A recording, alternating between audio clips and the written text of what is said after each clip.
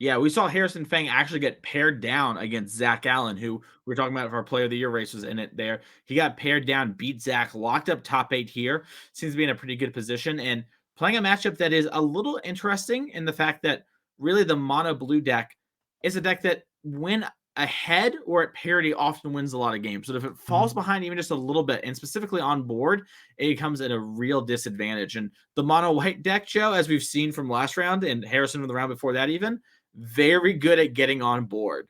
So we have to see what Ryan Kelly can do to keep Harrison from getting on board and honestly save Mac Indris's dreams and crush Harrison's. Well, okay. I mean, the ideal start does not involve missing your second land drop. So somewhat speculative keep there, but with a 1-drop that's evasive and the Curious Obsession, hoping to, within your draw stuff for turn 2 or the extra draw, to hit your land drop, and it does not come. Here's a Thalia. Okay. Well, we're off. Yeah, and Ryan Kelly kept a double Curious Obsession hand with that creature. So, Ryan before was like, okay, I miss whatever, I play a Curious Obsession. If I miss on my top 8 cards, whatever, I was not going to win this match. Now, Harrison's like, you got to earn it a little bit more. This is going to be a little harder than you thought. And I think Ryan picked up another Ascendant Spirit off the draw there. Maybe that was an island, but yeah, it looks to be like he just has Ascendant Spirit and maybe he has to go to cleanup. Wow. All right. No discard yet, but I mean, we've seen some players keep hands and miss land drops today, and it often does not end well. And if anything, you want the opponent to stumble. And Harrison Fang is like, nope, I'm playing for what is very likely my championship berth here. The last thing I want to do is stumble. Adeline comes out here after Thalia, and this is a solid opening. In fact, this is a great opening. Yeah, in this matchup, this is perfect. Normally, Harrison be like, okay, don't have, your 1 counter spell, your Geistlight Snare, whatever here. With the Thalia and into this sort of thing, we see why this is so important. And worth noting, Harrison's on the draw this game. So if he wins this game, just like we talked about in Connor last round, no matter what, he plays his the final game on the play. And this could happen the same exact way, just on the play. And if Ryan has the 1 land, it wouldn't matter with the Thalia. So we're seeing here. Also, Harrison has been so good on our circuit with the planes decks. Every time I see Harrison play, he has planes and he's just killing people all the time. All right. So counter on the initiate. And yeah, this time, you called it last turn. This time around, Ryan Kelly is discarding hand size, which, yeah, you're not supposed to do that on turn 4. Yeah.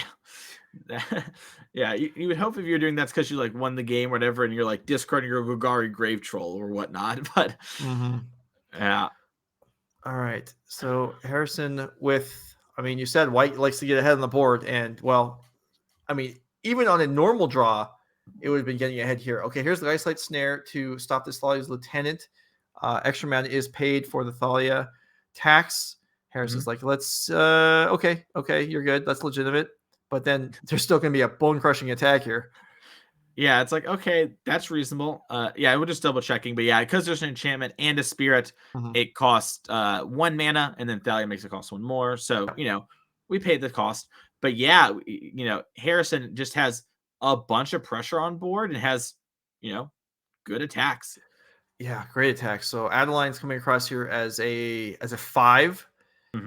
Hopeless. So actually we have a 5, a 3, a 2, and a pair of 1s, and that adds up to a lot of pain for Ryan Kelly. And already chump block mode. Yeah, normally when the mono blue spirits play and you're chump blocking with the Curious Obsession, things are not great, but you can at least have a little bit of hope. And Ryan Kelly's going to need a lot of it to pull out this game because Harrison also has Brave the Elements in hand. So even if we have blockers, it's going to be rough. Well, let's get a quick check here. How many colors of creatures are in the mono blue deck to spread out the 2? 2? Okay. Yeah. Well, we got Faceless Haven as we just drew for the turn. All right. Faceless Haven can block through Brave the Elements. Unfortunately, it's mana short, several turns short, and as just an insult to injury, Ryan Kelly now got extra lands in hand he can't even play this turn from the Curious Obsession. That's just, okay. Done. Yeah. And understandable. What are you going to do?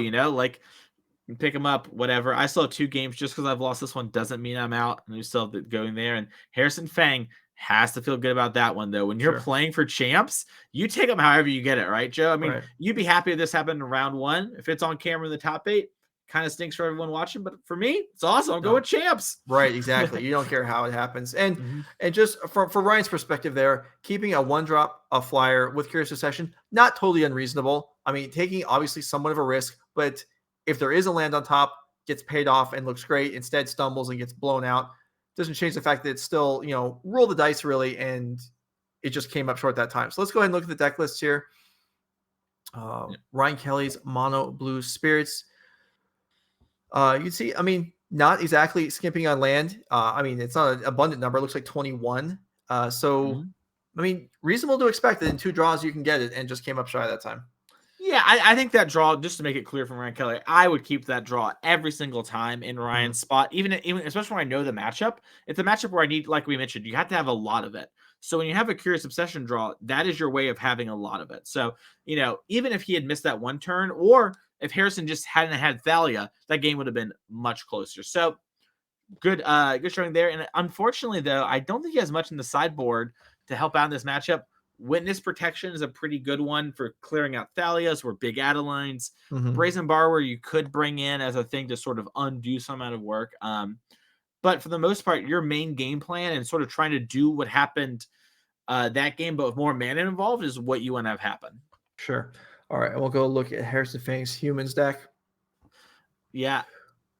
With probably quite a bit more effective sideboard than we saw from Ryan Kelly. Yeah, he has 3 portable holes. That kills everything in Ryan's deck and just removes them and, gets rid of things like the Curious Obsessed creature, make it hard to set one up. So that's pretty big from this side. There's also some other cards like Tomic we get to bring in, which is just a 2/3 flyer for 2. So that might actually stop a Curious Obsession draw from Ryan. So a small little upgrade there, but one that you kind of get for having for free. So that's nice. We don't have Redain in this sideboard, but if we did, all these Snowlands would enter tap, and it'd be kind of funny. But yeah, that's some solid upgrades. We one of the first RCQ I went to in season 1, a friend of mine playing Spirits, his opponent played Redain, immediately went Elf. It was green-white. He went Elf into Redain, which my friend had to read. And he's like, wait a minute, how is this fair? But yeah, fortunately for Ryan, no Redains here. Also, Skyclave Apparitions conceivably could come in a little slower, but are also able to pick off everything that Ryan can present. All right, players are shuffled up and ready to go, so we'll get game 2 underway. Harrison Fang with a lot on the line, and Ryan Kelly, every right to try and play for this, try and win this tournament, increase his cash prize, increase his, well, the point total is not going to matter anymore after today, but certainly there's glory and there's money on the line. Yeah, and it's also, get that trophy. Yeah, that's what it's about. No, these things don't go away. I mean, it's nice. I mean, I've got my little collection there, and I'm very proud of it. Oh, same. Yeah, mine's behind my green screen here, but it's it is something that like it is super nice to have and remember and be like, oh, I did that thing. Yeah. So it's great to see that here. As we do see, not great for Ryan, mulligan to 6, but also this is the thing we don't talk about enough, Joe. We get to mulligan. We don't have to mulligan. Sure. Yeah. I mean, with the London mulligan here, yeah. I mean, there's no reason to keep speculative hands that look, super dicey. I mean, if we can have 2 land, a flyer, and a Curious Obsession, the potential of that draw is so high that there's no reason to keep a clunky draw that is not going to get there. Yeah, and it looks like Ryan on another 1-lander, but it has a lot of 1-drop spirits. And specifically Mausoleum Wanderers, which trigger off each other. We might see Ryan keep this, just hope to rip a land and just aggro Harrison out. Like, not worry about trying to walk this little dance and just beat down. Yeah, I mean, it takes guts after the first game, after what happened in game 1, to keep another 1-land hand. But it very well may be the correct choice here. And Ryan Kelly underway with Mausoleum Wanderer. Yep. Yeah, I got a better look at the hand. It's Shacklegeist and a bunch of 1-drops, so... Looks like we picked up the Curious Obsession. All right. Can we find land? Oh, there is a land. All right. Had it. Anyone who says differently is wrong. This was in the whole time. I played the Mausoleum Wanderer post-combat just because that's the way I do it. Because I drew it off the land off the top. I know that you're trying to make the championship thing. I'm going to give you a chance. Here comes a Luminarch Aspirant to beat me down. But yeah, I just don't even need it. My hand's really good, H-Fang. You want to go game 3? Game 3? But yeah, no, this is a big draw, and this is what we need, like Ryan Kelly now is able to actually apply pressure and actually hold up cards like Rattlechains to stop things like Portable Hole, like Brutal Cathar, like Skyclave Apparition, and push this damage. And that's what he needs to be able to beat Harrison. This matchup is not one that is inherently favored. You have to get some work and have it going. And that's why we talked about, if I was Ryan, I'd keep that same hand every time. And he essentially did this game. He knew he could draw Curious Obsession. All right, Harrison Fang now got a lot to deal with here. Ascendant Spirit on blocking duty. Mausoleum Wanderers flying over the top. We know those aren't getting blocked ever. And so how do you deploy? It looks like Skyclave Apparition in hand coming onto the board. Does Ryan Kelly have a counter? He has Rattlechains for sure. So unless we're targeting Curious Obsession. Yeah, look at H-Fang. He's like, wait, why isn't this guy sad? Yeah. Do I need to target the Curious Obsession? It's kind of Giga Brain, but so is Harrison. So I wouldn't be surprised to see this Curious Obsession go underneath the Skyclave Apparition. Dang. A lot to play. Well, but yeah, I mean, the stakes couldn't be higher. Harrison Fang thinking this through, up a game. So if you're up a game, do you take the riskier or the more conservative play? He goes for the riskier one and does get punished. I think that I would lean probably towards just trying to hit the creature in this spot, because you're already in such a bad spot. And if he has a Rattlechains anyways, you're just going to get nugged for 4 minimum next turn, and you're going to lose the race as is. So I like it. It's close though. Yeah, I agree. All right. So attacks coming across here, Aspirant and Bodyguard.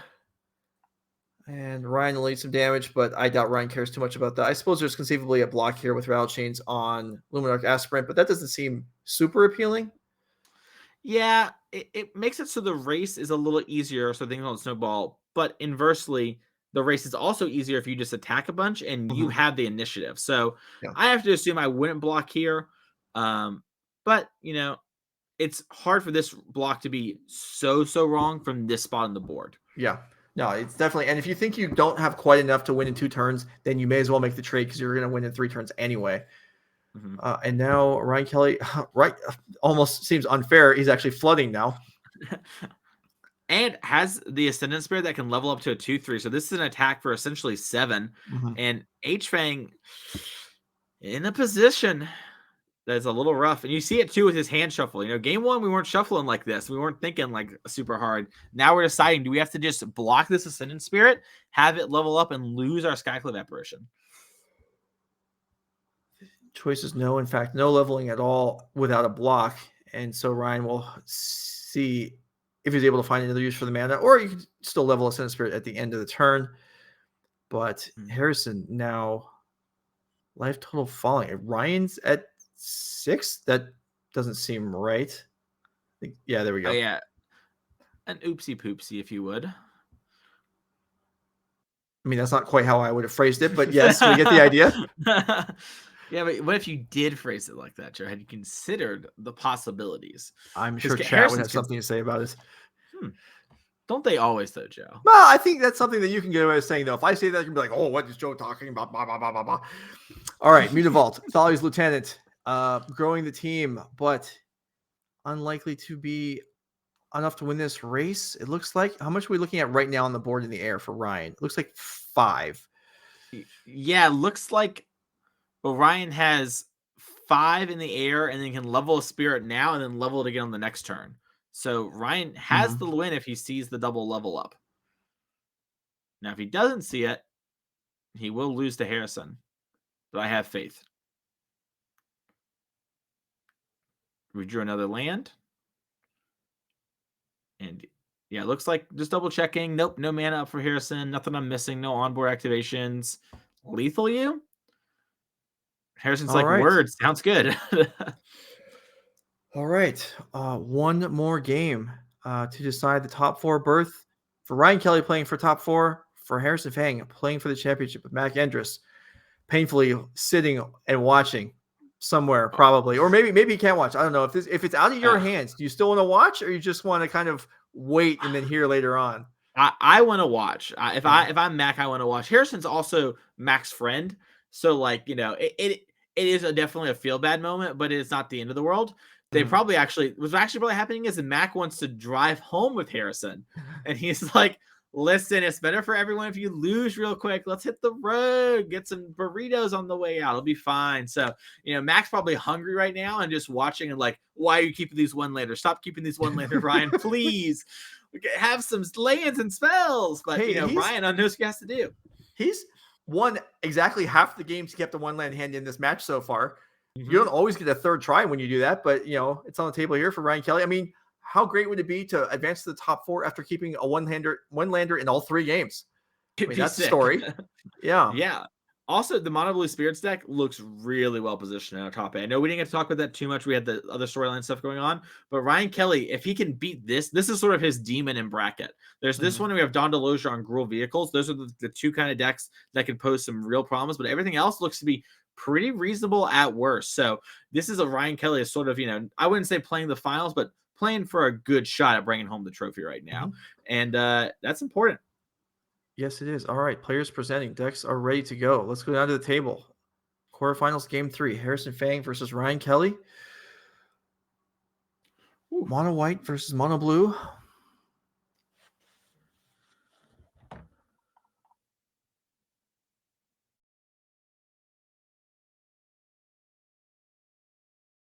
Was that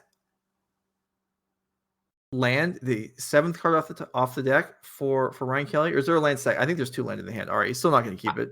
Yeah, I was gonna say I couldn't tell, but I think there's also Harrison really excited. He shakes his hand. He's like, "All right, I've got a good 7, at least reasonable." He's mulliganing. My opponent. Let's pull up the bracket real quick. We can talk about everything else too. My opponent, keeps keeping these one landers. Maybe this time he won't get there too. But yeah, like look at this top 8 here. We have Harrison Fang and Ryan Kelly on the bottom left here. That's going on. But the next match is Mono Green Devotion, which is a great matchup for Spirits, and then Gruul Vehicles. Fine, not super good, probably the worst one here. Then we have George Jabor. Looks like there's a line through his name. Looks like he did lose to the Abzan Greasefang deck, so Christian's going to move on there. We have Gruul versus Mono Green with Connor, our player of the year. Congrats again to Connor. Gruul aggro, kind of a tough matchup.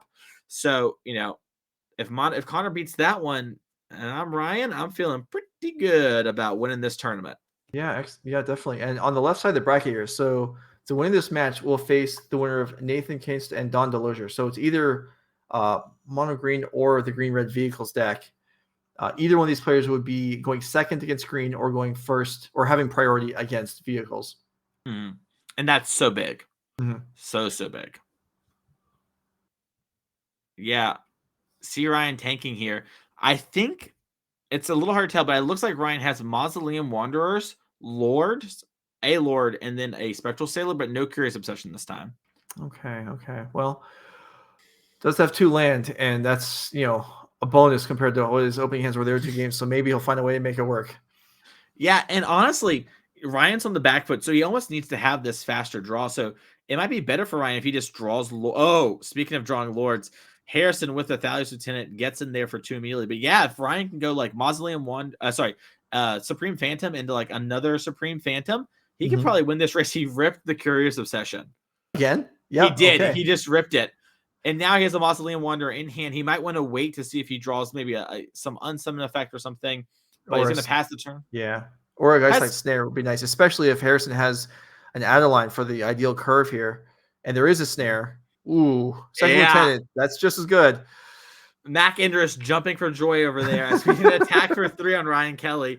And Ryan might choose. He's been choosing to keep up some mana here, but he can go Mausoleum Wanderer, Supreme Phantom here, attack for I believe 4, and draw a card, and then just have mana up for the rest of the game and more pressure than Harrison. Harrison missed the land drop, so maybe there's a Brutal Cathar in hand. Maybe Harrison just kept a hand of a bunch of 2s. This is a pretty juicy spot.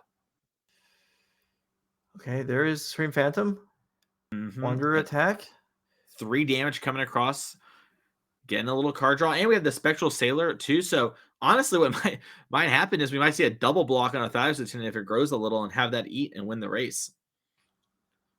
Oh, Harrison's going to be sweating another Geistlight Snare here. War flashbacks from a second ago.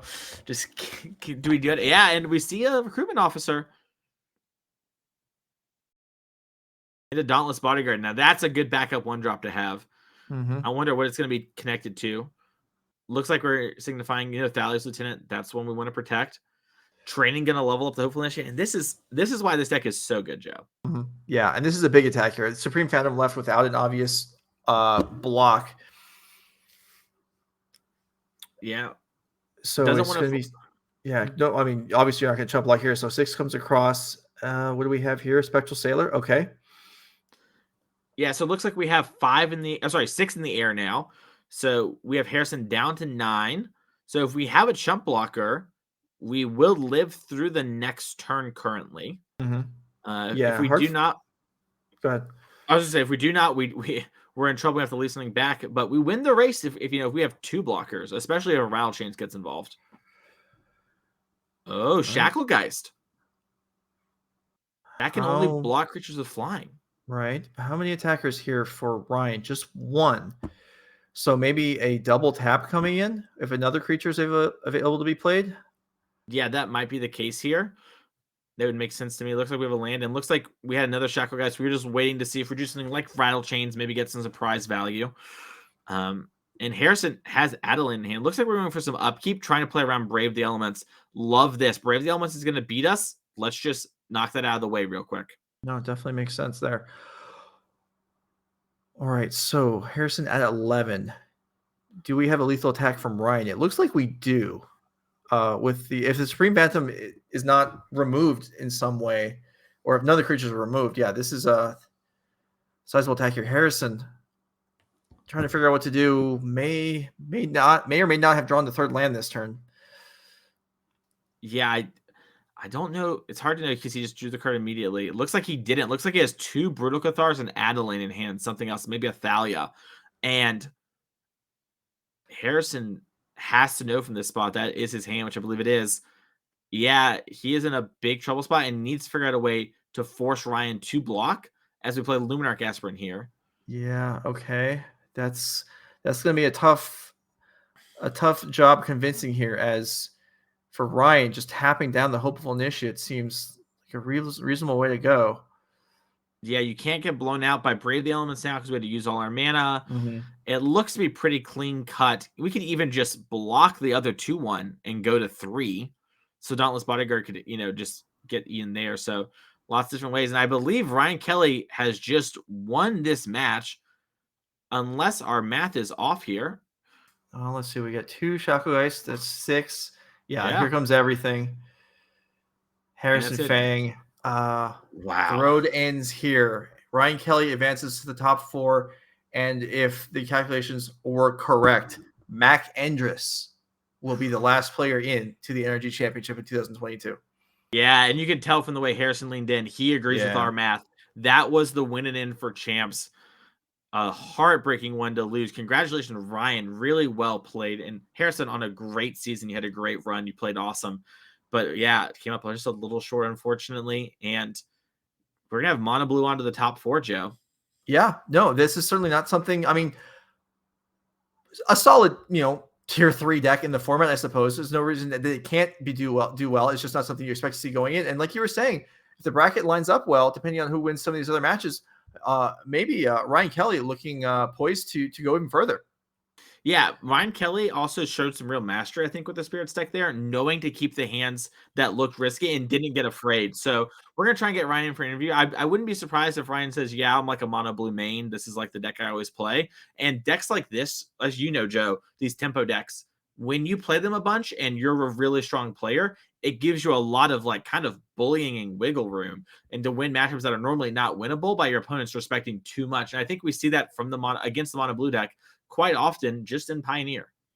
No, yeah, absolutely. You definitely have the ability to you can steal games in some places. You have the ability to apply pressure and interact with your opponent's spells on the stack at the same time. Is difficult for a lot of decks to deal with. I mean, you're not really we saw Shacklegeist play a fairly significant role in that last game, but you're in general, you're not really dealing with their creatures. You're dealing with the stack and with evasion. And we got Ryan Kelly in the booth now. So now we're dealing with Ryan Kelly. It's good to see you again, Ryan. Good to see you again. Yeah, fun fact, Ryan and I drew together at the RC a couple weeks ago to go to the Pro Tour. So that's a fun one. So congratulations on winning that match. How are you feeling? What's going on in your head right now? Pretty good. I like the matchups I have against a lot of decks in the top 8, or I guess the top 4 now. Mono White was the one I was least wanting to play out of those. I didn't really feel comfortable playing Phoenix again after the RC because I feel like Rakdos doubled in popularity and Lotus Field was on the uprise, and I feel like both of those are really good for for the mono blue version of Spirits, which I played a lot of Spirits like the rest of the year. So, well, from the Lotus perspective, I can tell you that, I mean, obviously you know this, but yeah, I agree that you're good against the Lotus matchup. So your deck fought you a little bit there in a couple of those games, but you managed to get it done. I took a gamble game one. I had the double Mausoleum with the land and double Curiosity, so I was willing to take the gamble because I had a snare as well. Didn't pay off. I lost that one, but no. But we said, like, okay, you took a reasonable. It's either you're going to perhaps overwhelm your opponent or get crushed. You were on the get crushed side of it. Yeah. And then game two, did you keep a one land hand again? I did. That takes guts after what happened the first time. So I'm on the play. Like I have no instants or enchantments, so I know I'm not gonna get like blown out by the Thalia like happened in game one. And I had double Mausoleum Wanderer, and they don't really have any way to interact or block fires. And I just felt like I could probably erase that as long as I hit a land in a reasonable amount of time. Because I think I had 4 1-drops in my opener, or 3. I think it was 3. I think it was an Ascendant Spirit, 2 Mausoleum Wanderers. Yeah, that sounds right from our side of things. Yeah, and it's so great. And then in game 3, one of the things about playing these decks, you have these 1-2 draws, is sometimes you just keep like a reasonable hand, then you just draw the Curious Obsession, and you've got it going. Yeah, I think the deck definitely got much better with combat research, because you can now play like 6 or I guess 8 if you wanted to, but that seems a little much. But you have a lot more ways to get that Curiosity effect going on turn 2, and that's really the hardest thing for people to come back from in Pioneer, is like if Spirits is on the play and they get that start on turn 2 with a snare up especially. So let's talk for viewers that may be working on playing the Blue Spirits deck like you are and not quite all there yet. Can you talk through kind of the thought process? We saw, I believe, twice a second main phase Spirit with Mausoleum Wanderer attacking. So just kind of what your thought process was on how you decide it's not worth the damage boost. Instead, I'm going to keep my options open in this scenario. So I looked at what the turn clock was for him at the time, and I had an active Curiosity effect, and I wanted to be able to hold up counter magic if I drew it, because I didn't want to run into a Skyclave or a Brutal Cathar. Sure. Okay. Yeah, and that third game there with Harrison being short a third land drop, that probably makes you feel a little more comfortable. And then you got going with the Shacklegeist, and that was probably felt pretty good at that point. Yeah, absolutely. All right, so your as far as we could tell, your top 4 opponent was likely going to be either Green Devotion or Green Red Vehicles. You have a choice there? You have a preference? I'd rather play against Devotion. Okay. I've actually never played against Vehicles with Spirits, because I was on Phoenix when that deck kind of became a thing. So I'm not really sure how that goes. Okay. I think on paper I'm probably fine, because I think they're a little bit slower than some of the other like aggro decks in the format. And they're playing like Obliterating Bolt, so they're kind of trying to interact with you at sorcery speed, which is very good for the Spirit deck with Rattlechains and Slip Out the Back. No, that makes a lot of sense to me. Well, good luck. We're going to give you a little bit of time to relax, maybe use the bathroom, get a little bite to eat here. Thank you. And we'll maybe see you later on in the day, and have a good luck. Thank you so much. Thanks for having me. Right. No problem. Okay, well, 2 elimination rounds left to go. We're going to step away for a minute. We only got 1 match still playing, and it's not on the backup match. So we're just going to step away. We'll come back. We'll spread out the top 4. Pick a match to watch, and Mason and I will take you home the rest of the way. This is Nerd Rage Gaming. We'll be back.